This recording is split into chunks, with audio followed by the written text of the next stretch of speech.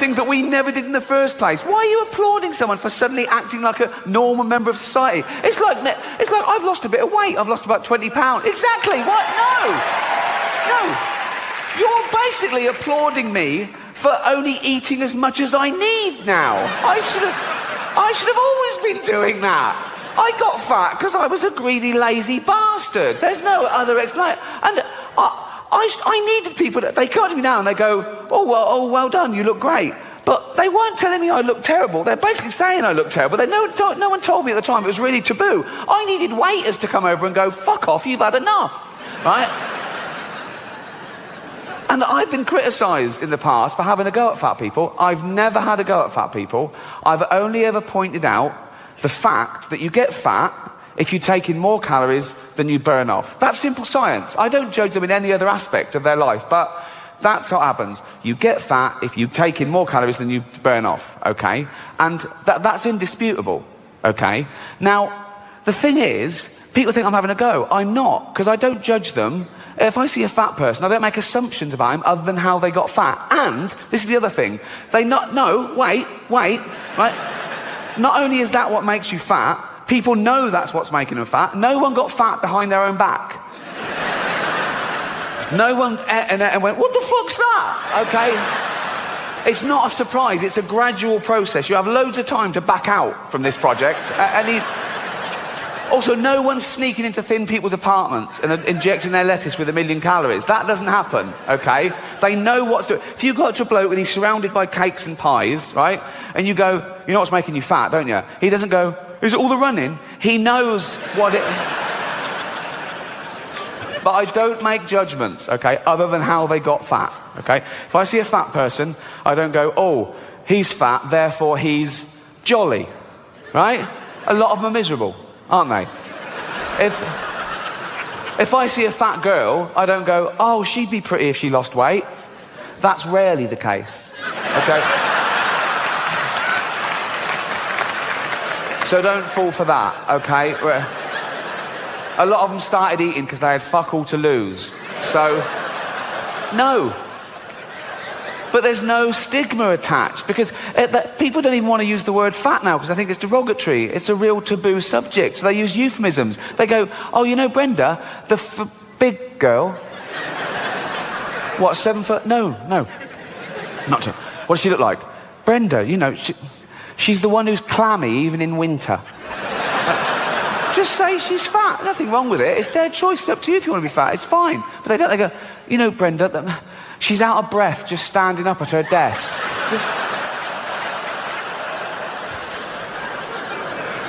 But even though it is their own fault, and it is their own fault, I feel sorry for them, right? No, I do. Particularly fat women, because fat is a feminist issue. Men get fat and we just go, fuck it, all bought and paid for, you know. We don't come under the same constraints of society, whereas women are inundated with images of how you should be, size 0 models, this diet, that diet, look like this, keep your man. And they make such an effort, don't they, fat girls? They've always got lovely hair, aren't they? They're always having their hair. They've all got lovely hair. Always got lovely hair. Always got those lovely false nails, haven't they? They make an effort. Anything but jogging, right? They love high heels, don't they? They think it makes their legs look less... It doesn't. It just... You can just hear them coming now. I don't want any fat people to feel uncomfortable at one of my gigs, so next time, buy 2 seats. I'm joking. I'm joking. Shut up. I'm not having a go. I'm just pointing out, you know. I was listening to the radio in England a few weeks back, Radio 4, quite highbrow. There was a discussion about political correctness. My name came up straight away, right? And there was this woman on there going, oh yeah, well it's not right. Ricky Gervais, he makes jokes about fat people. He wouldn't make jokes about gay people, would he? And being fat is like being gay. What? No, it's not. What? You can't choose your sexuality. As we've established, you choose whether to eat too much or not. You know, with your sexuality, you're born, you grow up, you discover you like same-sex relationships, and that's it. You're gay, okay? For being gay to be the same as being fat, you'd have to be born be straight, grow up knowing you're straight, but gradually and consciously wean yourself onto cock.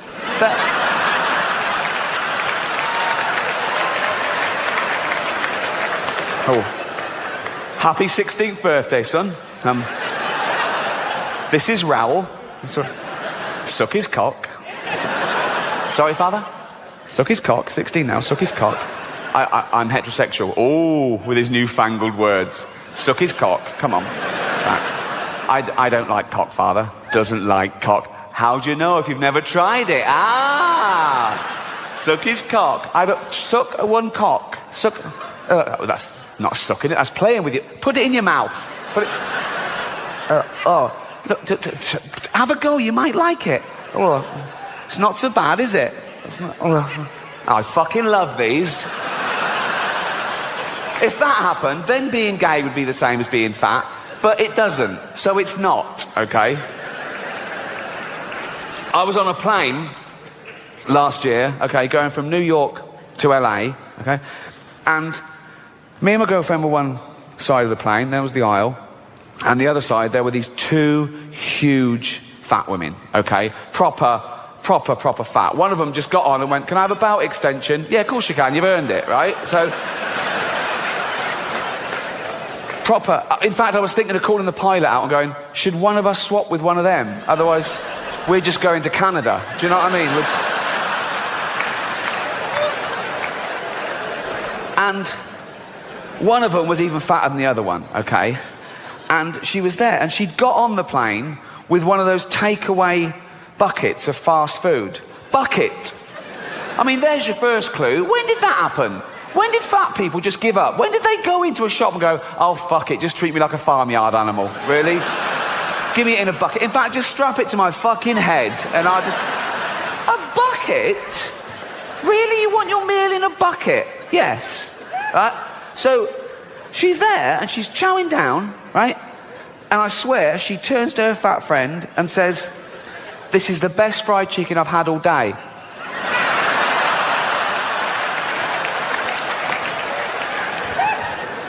But I'm not having a go. I'm not having a go. No, I'm not. No, I'm not. Because even though it is their own fault, and it is their own fault, I don't know if you know this about fat people, they fucking love cake. They love it. They love it, right? And I blame the food industries, because you go into a supermarket and it's just packed with that stuff. Everything's packed with hydrogenated fats and extra calories and sugar and butter and everything, and they love that, okay? And there's always a big door, isn't there, to a supermarket? It's always, they've got a quadruple door, isn't it? No one's ever been too fat to get through the door of a supermarket, okay? And it opens automatically, so they don't have to waste calories pushing anything. There's just... And it's a good job it opens automatically, because usually it's glass and they can see the pie from down the road and they're in like that. Grazing, right? So, I say, keep the big door. Keep the big door. Sure, keep the big door. Come on, fat people. Come in, you go. But when they get in there, it's all fresh fruit and veg. It's all whole grain. It's all stuff that's good for you, okay? Of course they'll be confused at first. They go, well, that's not real food to them. They think Brussels sprouts is packaging, right? They're looking, where's the cakes? Where's the cakes? The cakes are over here, but the cakes are through a different door. But this door is human-sized, okay? So now they go, there's the cakes. They go, oh, fuck, I can't get in. I can't get through the fucking door. I can't. And they're starving. I go, oh, God, what's this? I've got to eat some, what's this, a banana? And they go, oh, no, I still can't. Back and have a carrot. They're back and forth for days, and the fat's fallen off them. Soon they can slip through the door and have a cake. They can't get out again. No, but I mean... I don't worry about or rather, I don't worry about being dead, because I won't know about it. That is the best thing about being dead. You don't know. It's the same as being stupid, right? It's only painful for others, right? I worry about how I die. I don't want to die alone in agony, or I don't want to be found in a wardrobe hanging by a belt wearing ladies' tights covered in amyl nitrate. You know what I mean? I'm not into that shit. So if I am found like that, just know that one of my mates has stitched me up, right? No, don't worry. I don't do anything towards not dying, if you know what I mean. I eat and drink too much every day. I've done for 40 years. Day and night, I eat and drink too much. People say to me, Rick, if you gave up the booze, you'd live an extra 10 years. And I go, yeah, but they're the last 10 years. They're the shit years. I don't want them, right? If I gave up booze now and I made it to 80, and someone said, right, you can have an extra 10 years. If I could go, oh, great, I'll have 20 to 30. Okay, that'd be perfect. But no, you've got to have 80 to 90. Have you any idea how awful it is being 90? Right? I've seen 90-year-olds sitting in an armchair and they suddenly go, ugh, and you go, what? You go, I've broken every bone in my body. Because they're brittle. They've got, like, dust for blood. They lose up blood clots. They got hernias popping out everywhere, right? If you're 90 years old and you get to the kitchen bath to make a cup of tea, if you lift that kettle when it's too full, there's a very good chance your stomach will come out of your arsehole. So eat and drink as much as you want and just fucking die, is my advice, right?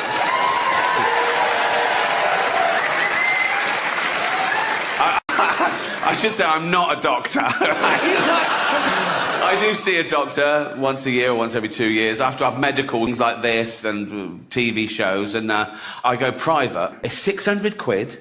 It's 3 hours long, but they do blood sample, stool sample, urine sample, ECG, ear, nose, throat, bollocks, the finger, everything, right? And you have to fill out this big form, lifestyle thing. That takes fucking ages, right? And I tell the truth on everything, except units of alcohol. I work those out, then I halve them, right? And when he gets to those, he still goes, well, that's an awful lot, right? And I think I've won. I go, is it?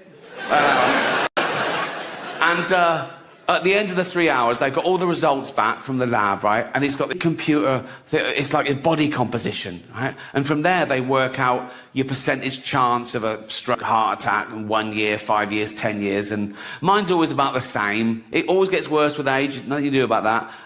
But I'm always like, I'm at the end of healthy weight. I'm just nearly obese. I'm just right. Oh, like, I was pre-diabetic once. I had to sort that out. And now I'm pre-gout. Right? Pre-gout, right? And so he tells you all that. He goes, so what are we going to do about this? And I want to go, what do you mean, we? I've just paid you 600 quid, mate, right? You're going to fix it and I'm going to come, right? You don't take a car to the garage and he goes, oh, tyres are bald, the big ends. What are we going to do? You're going to fix it, mate, and I'm going to pay you. He went once and said, you need more fibre in your... I went to go, get me wine with fibre in it then. You know what I mean? I bought anything. You must be able to invent that. Just go. He said, you're heavily constipated. I wanted to go, get in there with a spoon.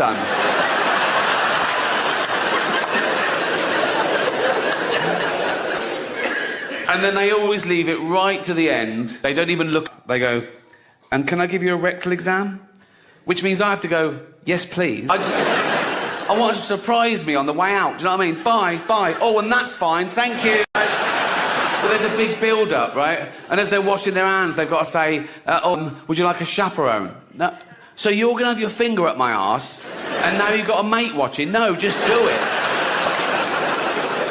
And they lay you on this bench, on your back to start with, like pants and trousers around your ankle, knees apart like a little frog, right? And they do the balls first, right? And I'm nervous, a doctor, I'm really nervous, so I've got no balls, right? He has to dig them out like a tortoise's head, you know what I mean? It's just like a little fist of fear down there, right? And I fucking hate it. I go, like that, right?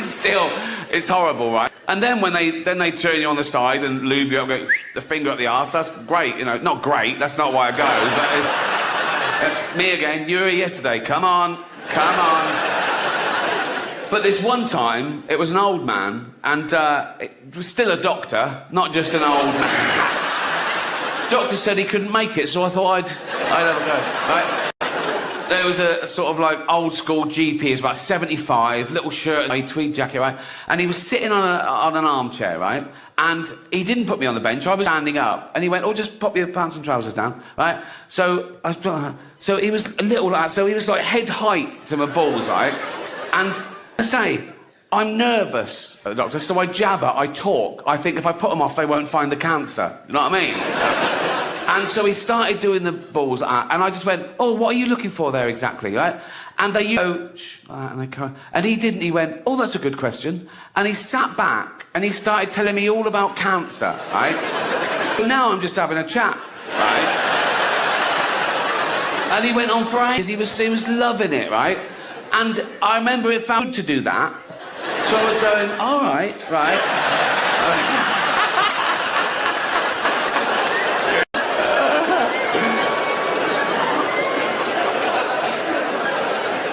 I do work out. I actually joined a gym, literally on my road, I discovered. I've got a gym in, so I got bored with that. But I thought, if I join a gym, if I pay in advance, like pay a year in advance, right, then I'll try and get value for money and that'll make me go. Then I remembered, oh, I'm fucking rich. You know what I mean? I could join a different gym for a laugh. Just go along and go, there's £2,000. I go, see you tomorrow. I go, you'll never see me again.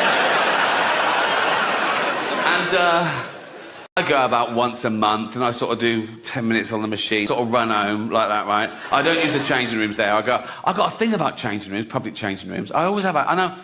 I tell you, I don't know if it's the same in ladies' changing rooms, but men are so proud of their offal, right? If I'm in a public place, shower, right, 1 minute, towel, corner, pants on, right?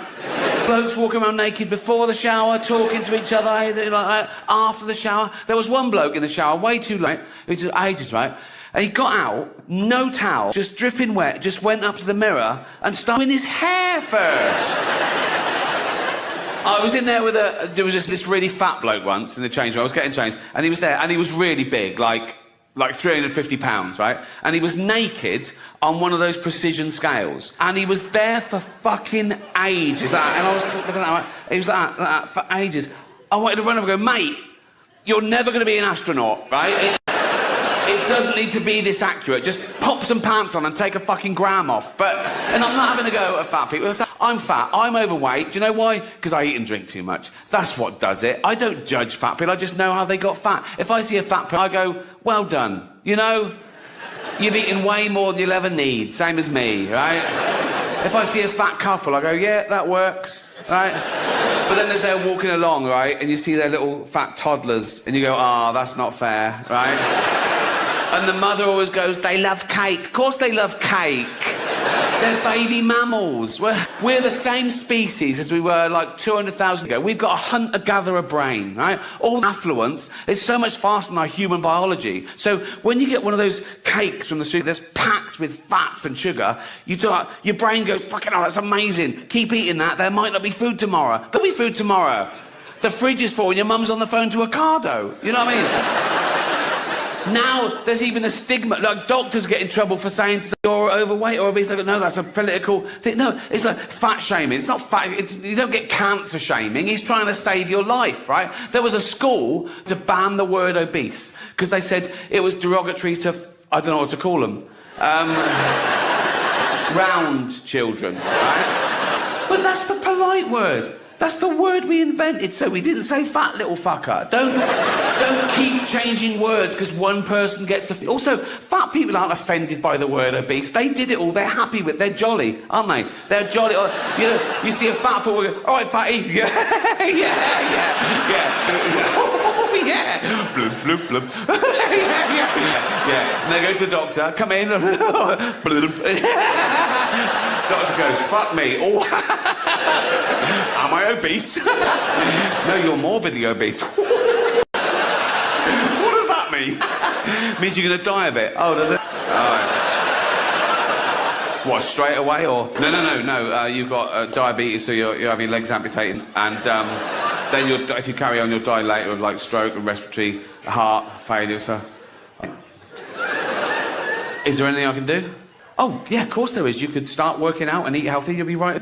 Oh, right. But you won't, will you? No. And I feel sorry for them, even though they're fault. When you see one of those documentaries on telly, like The 600-Pound Man or something, and he's being out of his house to go to hospital, right? Or dangling from a crane, right?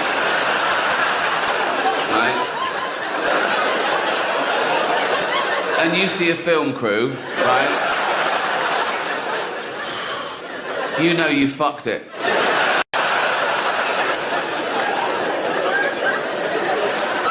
And then, you know, as I say, then they wake up the next day and they've had their legs amputated. It's really sad, and they're crying and I'm crying. They're going, oh, God, why did I let it go this far? I'm so stupid. Then they get philosophical about it and they go, I never really used the legs. And well, then it's lunchtime, and so, you know, and they go to the nurse, you didn't throw them legs away, did you?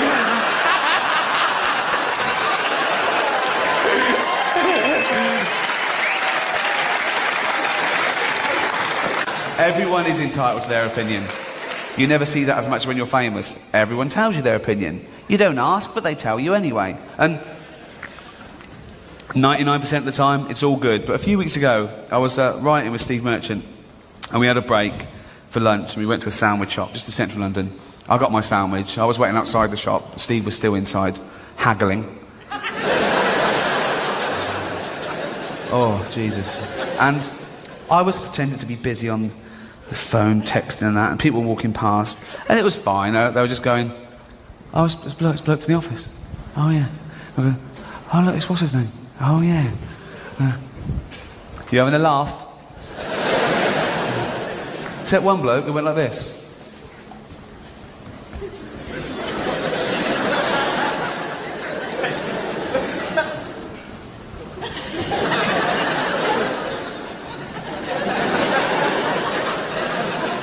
I'm there. That. I was going, mate, this isn't the telly. I can see you as well. What are you doing? And he decided to come over. But he wanted to let me know that he wasn't impressed with me just because I was off the telly. So he overcompensated. So he went from Mr. Magoo to this. All right, mate. All right. Sign that for us, will you, mate? Yeah. Who's it to? Stick it to Johnny, innit? Yeah. To Johnny, best wishes, Ricky Gervais. Cheers, he went. Cheers. Well done with extras. Cheers. Office was shit. I didn't ask. But he said one nice thing, one not so nice thing. That's life, and I don't know him, so I had no comeback. I said, oh, I like your shoes. But your glasses make you look like a cunt. They did. They really did. And he was smaller than me. When someone says to me about another comedian, they say, oh, they're not funny. Even if I agree with them, I stand up and I say, well, you can't say that. You've got to say, you don't find them funny, you know. And I hate it when people say, that joke was offensive. I gotta say, no, you've got to say, you found it offensive. Because it's all about feelings, and feelings are personal. And there's loads of types of comedy, and comedy evolves, you know. There's a new type of comedy at the moment called woke comedy, right? No, it's very progressive, you know. There are some clubs now where the comedian has to sign a thing saying he won't say anything contentious or he won't say anything that could offend anyone. It's a safe space for the audience. Woke comedy. And I tried to watch a bit of it, and I decided I'd rather watch Louis C.K. masturbate. Can't mention him anymore. He's cancelled. Not enough to apologise and move on. You've got to... And the big controversy last time I did it was a Caitlyn Jenner joke, right? Oh, outrage on Twitter the next day. And by outrage, I mean a couple of people going, it was transphobic. It wasn't transphobic in the slightest. It was a joke about a trans person, but the joke had nothing to do with that aspect of her existence. And that's the other thing about offence. People get offended when they mistake the subject of a joke with the actual target, and they're not necessarily the same. I'll tell you the joke. You make your own minds up. Right. So... it's live, so they go, and now your host for the 68th Annual Golden Globe Awards, please welcome Ricky Gervais. They come on, and they're all clapping, all the actors are looking up, smiling at me nervously. It's brilliant, right? So I just go, relax, I'm going to be nice tonight. I've changed. Not as much as Bruce Jenner, obviously.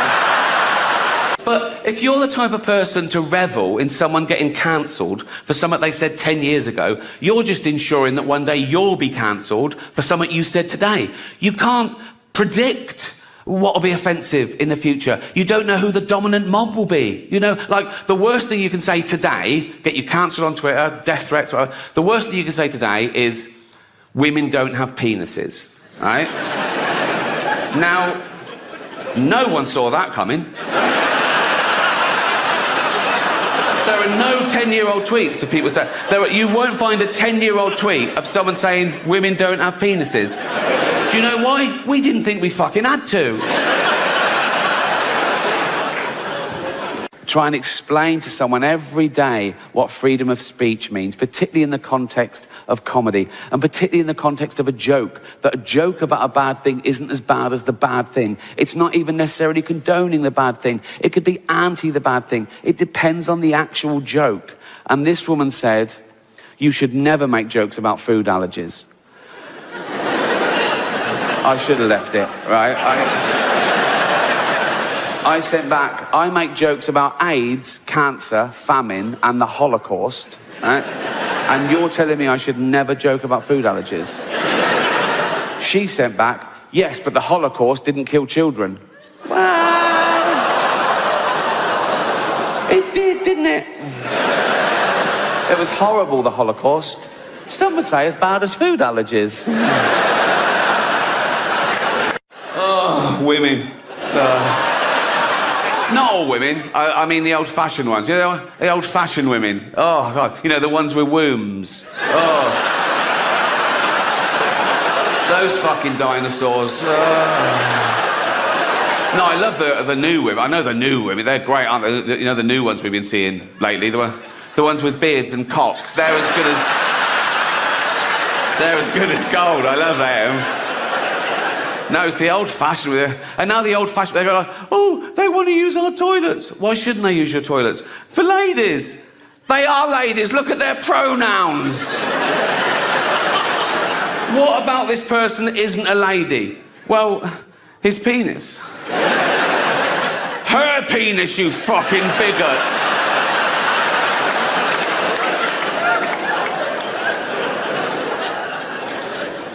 What if he rapes me? What if she rapes you? You fucking turf whore.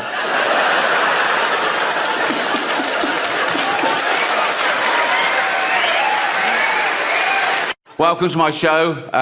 It's not a show. There's no dancers or jugglers. It's basically a bloke talking, which is essentially what stand-up comedy is, isn't it? A bloke talking. Sexist. What about all the funny female comedians? Like, No. Right. No.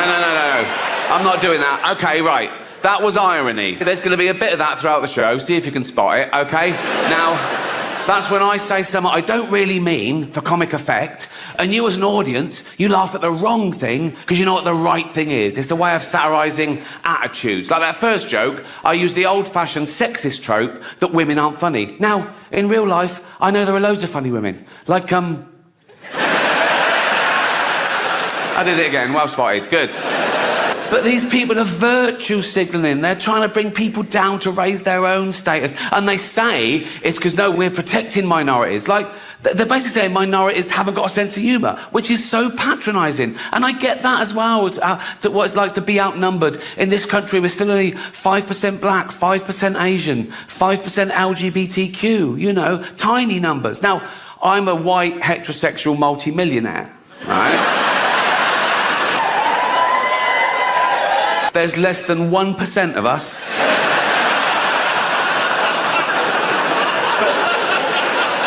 Do I whine? No. Do I don't mind. I just get on with it. Come on, Rick. Come on, Rick. Just keep I'm like Rosa Parks. Do you know what I mean? I'm like... Except I fought for the right to never have to take a seat on a bus. But...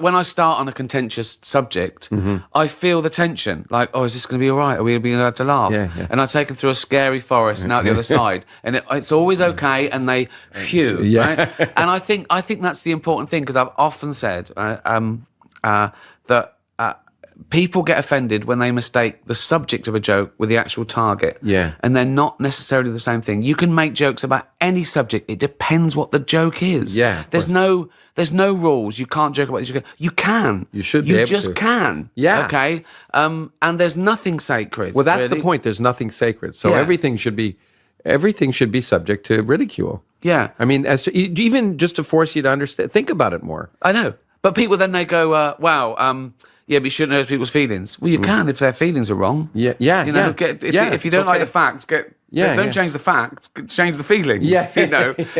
I did think of adopting for a while, a little third world child, because that would tick all 3 boxes, wouldn't it? You know, you think of it like, 1, I wouldn't be adding to the population problem. I'd be alleviating an existing problem. A young kid born through no fault of his own into abject poverty. He would have died without me. I can literally save his life and give him a great upbringing, right? 2, he would be grateful, wouldn't he? He'd want to pay me back, wouldn't he? Particularly if I let him know that all the other kids in the village, they weren't so lucky, they didn't make it out. I'd tell him that early on, so he really bucked his ideas up, right? I'd go, Tundi, come here. Yeah. Go and pop a shirt on, you're not in Africa now, mate. That's better. Yeah. Tundi, yeah, water straight out of a tap, and yes. No, it's not free, it's Hampstead. Yeah, of course it's safe. Safe, fresh drinking water. Have as much as you want. Have a bucket full. Straight out of that fresh drinking water. There you go. Go and clean the car. Go on. Wow, I really up here. Well, hi, everybody. It's nice to see you. Y'all look good 17 years later. Thank you to the HFPA for inviting back to the family reunion. Especially with all these extraordinary ladies this year. And your work moves me. It's mirroring for y'all from theater seat a long time. 2,000 years later. Who thanks their age? Kevin Huvain, Ryan Lord, Peter Levine, Perna, Dom, Macy, John Carabino.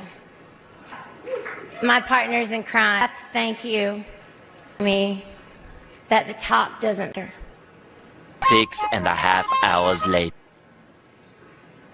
It's journey that matters. And the work that matters. Thank you for all, and just do the work, Renee, just do the work. Thank you. A few inches later. Rupert Gould, brilliant director, thank you. Thank you to David Levine for that first call. A lot of people, I'm Ryan Squeeze It, BBC Films for Mitt. Gosh, Jeremy for all the aesthetics, you were just incredible. Maestro, Eric Vitro, Garona, Jeff Foster, Paul, you guys kicking me in the pants, make me try a little bit harder. Jesse Buckley. Many months later. Finn Whitrock, and I have to tell you, celebrating one of the great icons of our time with you has been one of the great life blessings. And the conversations I've had with people internationally who just want to express their love for Judy Garland tell about the great personal significance of her legacy and her humanity has been a great reminder that the choices that we make matter, what make matters, and how we choose to honor each other in our lifetime can matter a great deal in the road. Thank you so much, everybody. It's nice to see you. I'm on. Thank you. Kill me. We're nearly done. I'm about to end this man's whole career. Jesus. 3, it's already. Right, Thank you. Thank you so much. Not too over the top, is it? Spent the entire budget on that. Just me and a microphone now. Look, not even a coat hook. Unbelievable. Oh, it is fantastic to be here in the greatest city in the world. Thank you so much. Oh, this is my second night in New York. I did a few gigs in Los Angeles, but a lot of those we donated the money to the American Cancer Society. So this is better because I keep all the money.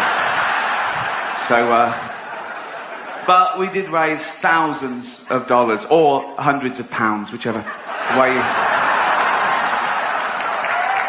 What's it like being a third world country?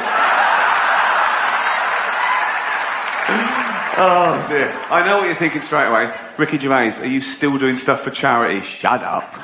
No, don't. What? I do too much. No, I don't.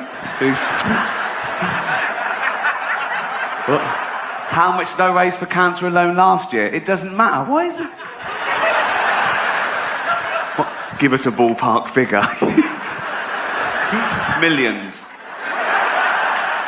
Millions. And they are welcome to it. But I will say this, if I ever get cancer myself, I'm going to walk into the nearest hospital and go, right, I paid for that machine. Get that little bald fucker off it. Talking of little bald fuckers, I did the teenage cancer gig last year. What?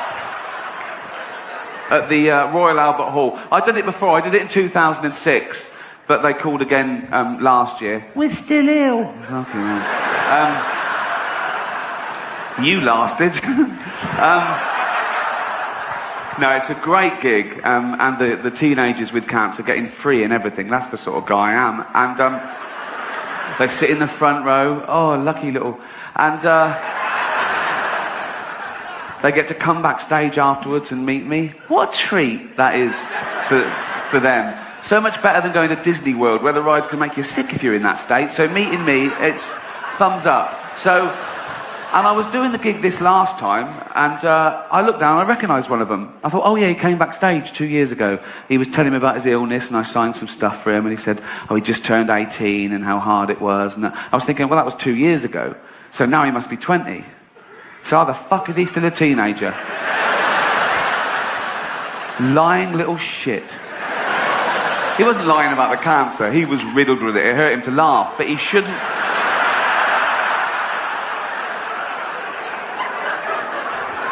So I was doing the gig, and he was laughing along, and I thought, yeah, you laugh it up, mate. I was fuming. And it got too much for me, and I went, all right, mate, I recognise you. He went, you came backstage 2 years ago. I went, yeah. You said you're 18. He went, yeah, so you're 20 now. He went, yeah. I said, get out. And I called security, and he struggled, but he was weak. They'd worked out, you could tell. Although they had trouble getting hold of him to start with, but then they got him and they pulled it. His drip nearly had someone's eye out. I went, get him out. The crowd started booing. I went, hear that? They don't want to see someone like you take the piss out of me. Off you go. Oh. Cheers, everyone. That's a big can, isn't it? I'm not showing off. I want you to know that is a big can, and I'm not a dwarf. Oh, I did a big charity gig last year for autism. And like most people, my only experience of autism until recently was Dustin Hoffman's brilliant portrayal in Rain Man. But I've just got this new house in London, and the neighbours were coming round and going, oh, yeah, hi, poking their noses in, basically. But I thought, you know, I'd be nice to them for now. When I get a big gate, they can fuck off. One couple, they've got an autistic son. And the mother was talking to me and said, oh, this is Douglas, he's 17, and he never goes out because he hasn't got any friends. So I thought, right, okay, this is where I can show him that, you know, I'm a rich, handsome man off the telly, but I've also got a heart of gold. And I said, oh, I'll take him out. I went, really? I went, yeah. So I went back on the Saturday, true, and she said, oh, he loves the zoo. And the zoo's only about a mile from my new house in Hampstead I live. And so I'm walking along the street with Douglas, okay, and he doesn't take his eyes off his mum all the way along the street like that. And his mum's in the doorway, and she's waving to him, and she's crying, right? Eventually she shuts the door and she goes indoors. I hailed a cab and said, right, take us to the casino. So, you've got to make it work for you, haven't you? So, I signed him in. He had a little suit on and everything. I thought, this is going to be brilliant, okay? I went straight to the blackjack table. That's their best one. I don't know why. They're brilliant at that. I went, okay, Dougie, you know the score. Bet 2 for good and 1 for bad. Do you understand? He went, yeah. I went, hoo. So I was betting. I was about £1,000 down in half an hour. And I went, sorry, hold on. Douglas, do that thing. Count the cards. Do that thing. tell me when there's a good card coming, tell me bet 2 for good. Do you understand? He went, yeah. So I was, another £1,000 down. I thought, what sort of an autistic... So I was confused. I threw some toothpicks on the carpet. I said, how many? He went, I don't know. I said, there's 7. I can see there's 7 from here. Oh. Wow. Why did I get that one? So I took him back home and I said to the mother, there's been a mistake. He walks like Rain Man, but he's got none of that clever shit. I know it's wrong. But I don't want to talk about it, but I do an awful lot for charity. If you do win an award tonight, don't use it as a platform to make a political speech, right? You're in no position to lecture the public about anything. You know nothing about the real world. Most of you spent less time in school than Greta Thunberg. So, if you win, right, come up, accept your little award, thank your agent and your God, and fuck off, okay? So... it's all... Actors aren't just loved here in Hollywood, they are loved the world over, because they're recognisable. You can be anywhere. You could be in the third world, okay, and you get a glimpse of a Hollywood star, and it makes you feel better, okay? You could be a little child, a little Asian child, with no possessions and no money, but you see a picture of Angelina Jolie, and you think, oh, Mummy. There were a lot of big films that didn't get nominated this year. Nothing for Sex and the City 2. No, I wish the Golden Globe for special effects would go to the team that airbrushed that poster. Well, God, girls, we know how old you are. I saw one of you in an episode of Bonanza. This note, just looking at all the faces here reminds me of some of the great work that's been done this year. All dolled up, you came here in your limos. I came here in a limo tonight, and the licence plate was made by Felicity Huffman. So, no. It's her daughter I feel sorry for, okay? That must be the most embarrassing thing that's ever happened to her. And her dad was in Wild Hogs. So, but as I say, I'm going to be nice tonight. I've changed. Not as much as Bruce Jenner, obviously. Now Caitlyn Jenner, of course. What a year she's had. She became a role model for trans people everywhere, showing great bravery in breaking down barriers and destroying stereotypes. She didn't do a lot for women drivers, but... in a little while, we're going to see a short clip from The Irishman. It's 88 minutes long. It was a big year for 3D movies. Toy Story, Despicable Me, Tron. Seems like everything this year was three-dimensional. Except the characters in The Tourist. I feel bad about that joke. No, I'll tell you why. I'm jumping on the bandwagon, because I haven't even seen The Tourist. Who has? But no. Our next presenters are two of the funniest people in America. She stole the show on Saturday Night Live, then went on to create, write and star in her own show, 30 Rock. He was a jobbing actor, career not going that well if I'm being totally honest, who got his big break when I cast him in a remake of a show that I created called The Office. He's now leaving that show and killing a cash cow for both of us. Please welcome the wonderful Tina Fey and the ungrateful Steve Carell!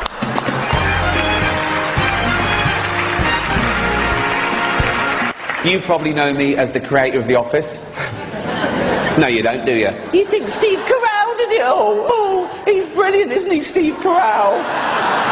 He's amazing as the bumbling office manager. Where does he get his ideas from? Let's play. Talking of all you perverts, it was a big year. It was a big year for paedophile movies. Surviving R. Kelly, Leaving Neverland, Two Popes. Shut up. Shut up. I don't care. I don't care.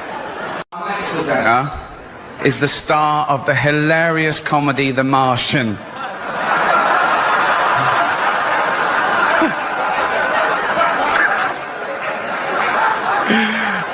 nearly died. Right. He's also the only person who Ben Affleck hasn't been unfaithful to. Please welcome Matt Damon.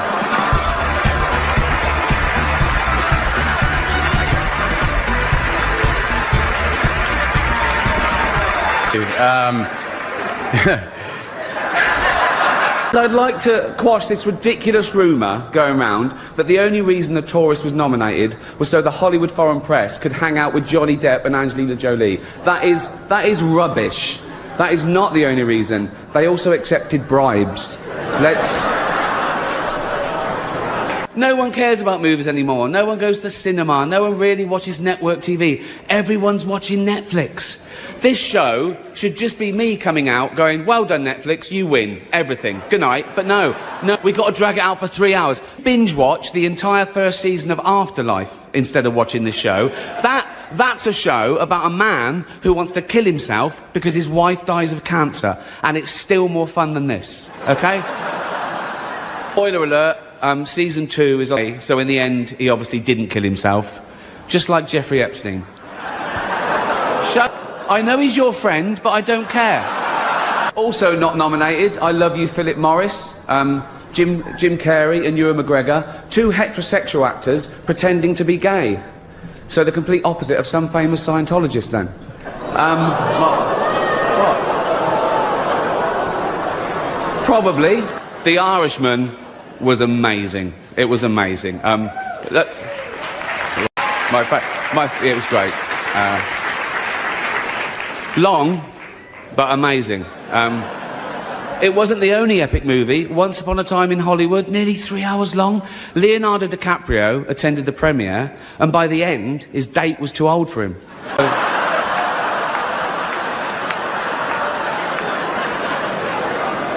Even Prince Andrew's like, come on, Leo, mate, you know. You're nearly 50, son. Our next presenter is the Queen of Pop. Not you, Alton. Sit down. She's all woman. I'll give you some clues. She's always Vogue. She's a material girl. And she's just like a virgin.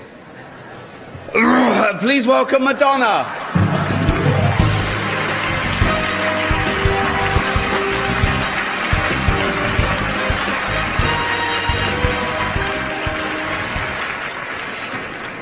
If I'm still just like a virgin, Ricky, then why don't you come over here and do something about it?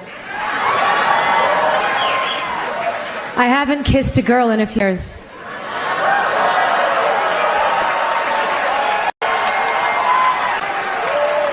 On TV.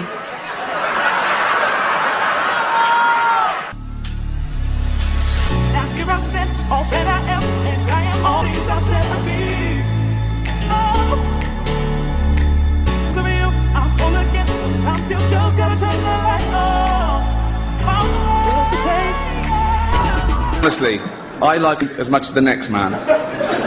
Unless the next man is Mel Gibson. Talking of The Walking Dead, congratulations to Hugh Hefner, who's getting married at the age of 84 to 24-year-old beauty Crystal Harris.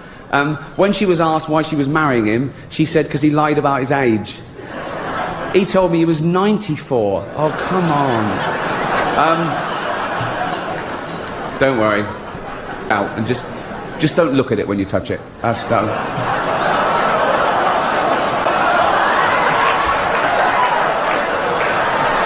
One thing that can't be bought is a Golden Globe. Officially.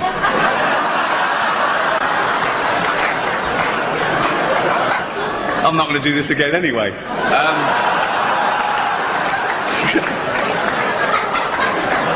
But if you were to buy one, the man to see would be Philip Burke. The world got to see James Corden as a fat pussy. He was also in the movie Cats, but no one saw that. And the reviews, oh, shocking. I saw one that said, this is the worst thing to happen to cats since dogs, right? But Dame Judi Dench defended the film, saying it was the role she was born to play, because she... I can't do this next joke. Because she loves better than plonking herself down on the carpet, lifting her leg and licking her own minge.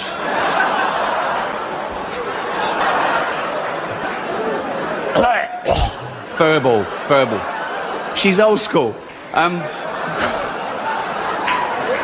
It's the last time, who cares? Our first presenter is beautiful, talented, and Jewish, apparently. Mel Gibson told me that. He's obsessed. Please welcome Scarlett Johansson. Our next presenter starred in Netflix's Bird Box, a movie where people survive by acting like they don't see a thing. Sort of like working for Harvey Weinstein. You did it. I didn't. You did it. Shut the fuck up. Space travel, the last-ditch attempt. When we fuck this planet completely, can we leave its dying husk and move to a new one and start again? I don't think so. Not in my lifetime. Probably not in yours. You know, it's like the closest one, the only one viable, is Mars, and that's 9 months away on a rocket. Right? No atmosphere, an average temperature -70 degrees. How's this for irony? Scientists working out whether they can detonate nuclear warheads in the crust to release the frozen water to cause an atmosphere and get a little bit of global warming going. I mean, but I don't know. It's only billionaires have got enough money to wait and exploit. There's nothing out there, you know. It's like, now you can do space tourism. You can pay $150,000, take you into space for an hour, and you float around and go, I'm in space. I mean, we're already in space. Earth is right in the fucking middle of space, right? It's the best bit of space there is. It's car parks and cinemas. It's like there's nothing else to see. It's like living in London. I wonder what Coventry's like. You don't...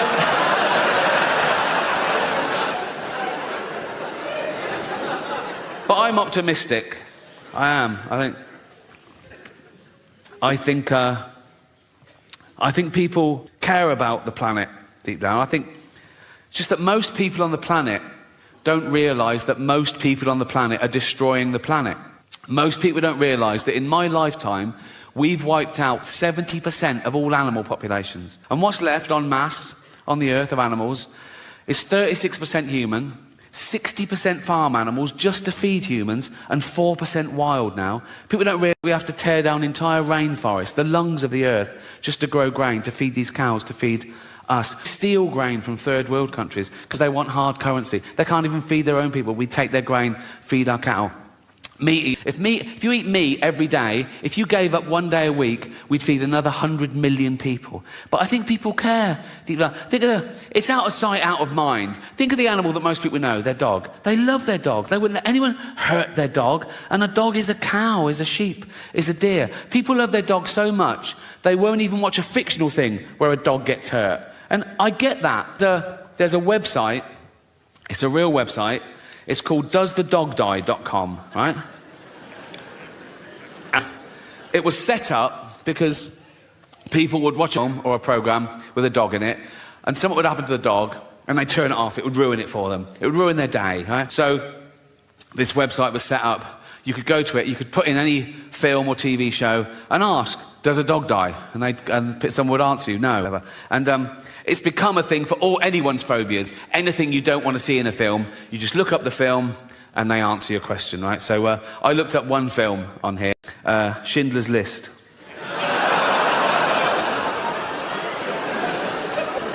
Absolutely real. Schindler's List, doesthedogdie.com. Right? First question, does a dog die? No. Does a cat die? No. Are any animals abused? Someone answers, there is a chicken that's handled roughly, but otherwise unharmed. Now, I love animals more than anyone I know, but if I was Jewish, slightly offended by this avenue of questioning, in real life, imagine someone says, oh, yeah, my grandparents were murdered by the Nazis. You go, oh, what happened? Oh, they were dragged from their house and sent to the gas chamber. Oh, was a chicken hurt? What? But as I say, it's become, you can ask any question about anything. Someone says, is their child, is his teeth damaged? Is there a hanging? Does someone struggle to breathe? Yeah. Well, yeah, yes. Someone says, does someone fall downstairs? Who's scared of slapstick? It's like, Anyway, so this website was founded in 2010, so it's run about 13 years. And the later questions start reflecting the times we live in now, and they get more and more fragile and narcissistic. These questions were asked this year. Check it out. Schindler's List, right? Someone says, are there any fat jokes? Would that make this worse? Well, imagine the real thing. Imagine I'm in a concentration camp, right? I'm naked, everyone around me is naked. We got a commandant herding us towards a gas chamber, and he goes, move it, fatty, right? And I go, rude.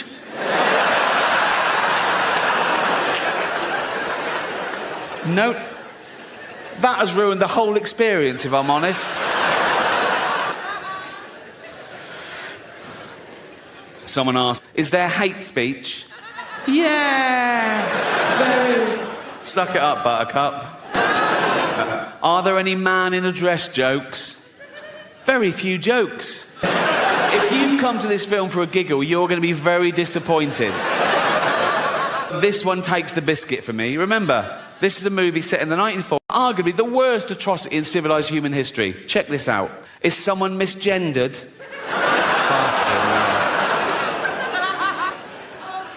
Quite sweet. Is there any anti-Semitism? Yeah. This is pretty much the mother load. Right? Forget me. This is off the fucking charts. Don't do that when you're talking about this. Fight. I was doing the graph. I would do it like that. This is off the charts. That's... Wouldn't things have been different if that was Hitler's salute? The whole thing would have been... He goes like, it's Hitler.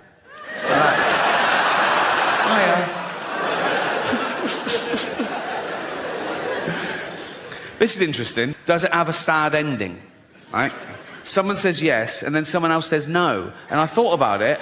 No, but then I remembered, if you've seen the film, if you remember, when the story sort of ends, Spielberg then tacks on a real bit of footage where he gets real life descendants of people murdered in the Holocaust, and he films them coming into a Jewish cemetery, and they each leave a stone on the grave to represent their family members that were murdered, and it builds up, and it's very moving. And so I think I get the ambiguity. Does it have a sad ending? Yes, in the sense that 6 million Jews pointlessly lost their life, but no, in the sense there was still enough left over to build a little rockery. So...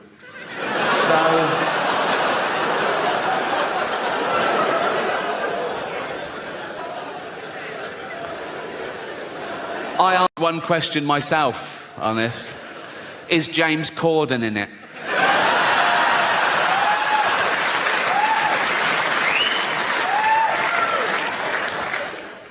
I did look at one other briefly, Titanic, right? And it's got all the same sort of question. The one where it goes, are any animals harmed? Someone answers, there were no explicit scenes of animals being harmed, but Rose did have a goldfish, which probably didn't get. I think the goldfish in the bowl on the sideboard when the boat hits the iceberg, and he's all like that, right? And people are running around going, we're going in the water. And he's all smug then, and he's going, don't worry about it. Oh, no, not water. Oh. Then he gets in the sea and he goes, it's very salty, isn't it? It's very salty. Thank you so much. Thank you so much. Thank you. Thank you so much. Thank you. Thank you so much for... You don't get an encore in any other profession, do you? If a builder does a good job and he leaves, you go, come back. What? Come back. What? All right. Good job I left a bit. I was talking about rumour and gossip and stuff, and I don't buy into it. I read something about something, I go, well, that's interesting, and I think it might not be true. And so I never pass it on. I never pass on sort of small talk and gossip. But I witnessed this, so I think I can share this with you. Me and my girlfriend went along to the final 6 of the X Factor last year. And it's in a studio in Wembley. And we got there, and we were greeted by this bloke with a sort of headset and a clipboard. He went, hi, Ricky, thanks for coming. There's some other celebrities in. Oh, for fuck's sake. I said, can I just go right at the back? He went, yeah, sure. Went at the back with the other celebrities. So... it was fine. We were right at the back with my girlfriend there, me was there, about a yard away, Chris Tarrant and his daughter, and in front of them, Aldo Zilli, the chef, and his wife.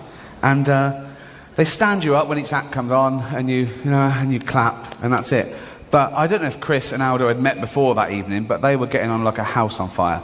They were, honestly, Aldo kept looking round, Chris was making him laugh, they were having a laugh, they were standing up, they were dancing along. Chris had his best sort of lilac jacket on, he's pushed it right up to the elbows like that. Yeah. And Ben did a Joe Cocker number, and Chris was sort of doing the actions, and Aldo was turning around and laughing. They were, oh, bless them. And it really is live, so in the ad break, nothing happens really. The judges get powdered, well, Simon does, and the warm-up man was going into the audience, keeping them amused. And on the night I was there, he probably does it every week, but he was saying, has anyone got any questions for the judges? And he went, little girl there with her hand up. How old are you, darling? 7. What's your name? Sarah. What's your question? For Simon. Simon, why do you smoke? Good question. Yes, Simon, why do you smoke? The girl was going, why do you smoke? And Simon went, smoking's good for you, dear. And they went, oh, God, oh. He went, back in 3, 2, 1. Okay? Next ad break, he goes, lady there with her hand up. What's your name? Emma. Where are you from? Essex. What's your question? Simon, will you marry me? And Simon went, why not? And they were, like, okay. As he was walking back, we saw Louis Walsh just tap his arm like that and show him something. And he went, what? Chris Tarrant's got a question. It was back in 3, 2, 1. And me and my girlfriend looked at each other and we thought, brilliant. Sometime before the show, Louis Walsh and Chris Tarrant have got together. Chris is going to ask a question. It's going to be a cheeky question to the judges. They're going to love it. The audience are going to love it. They're going to carry him down the street and he's going to be back. So, third ad break. He goes, Chris Tarrant in the audience, ladies and gentlemen. Hey. No, it was louder than that. I can't do 1,000 people. So he went, all right, Chris. He went, yeah. He went, this question's for Sharon Osbourne. You obviously married a very intelligent, articulate man in Aussie. That's as far as he gets. Because Sharon thinks he's going to have a go. So it goes like this. People are looking over it and goes, you obviously married a very intelligent man. Sharon puts her head up like that, looks at him and goes, fuck you, Tarrant.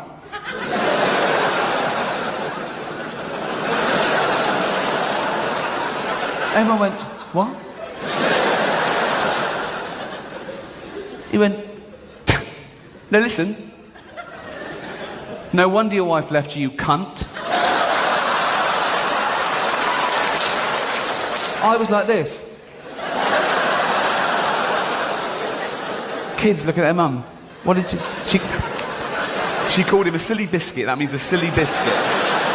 Does it? Cunt. No, it doesn't mean that. Don't say that word. It doesn't mean biscuit. And Louis is going, no, Sharon, don't. She goes, no, fuck him. He's going fucking they're back and forth. And we think it must have been Louis' idea, because he was going, I'm sorry. Like that, right? And they're back and forth. He's going, what happened to church? He goes, you bang. She was like, Old Testament God. And he was going, what's the church?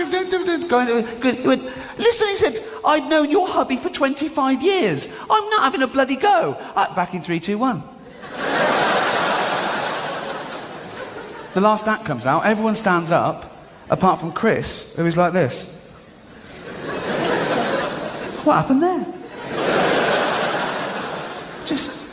I've just been mauled. I've been humiliated. I feel like putting the sleeves down.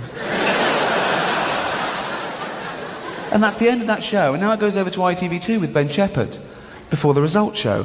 And Chris is booked on that show, and he's doing his thing. His mind's probably not on it. Everyone was talking about it half time. People going, what happened there? Was he going to have a go? Did he start off wrong? Did she take him on? She said there was a history. What went on? What was it going to be?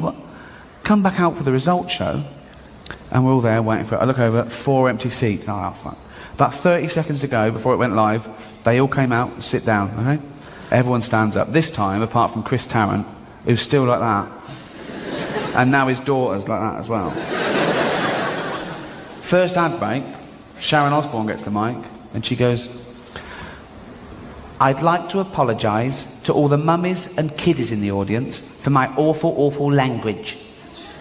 But when someone belittles a loved one, we're like lionesses, aren't we? She gets a round of applause. I look at Chris, he goes, this is bollocks. don't tell anyone that.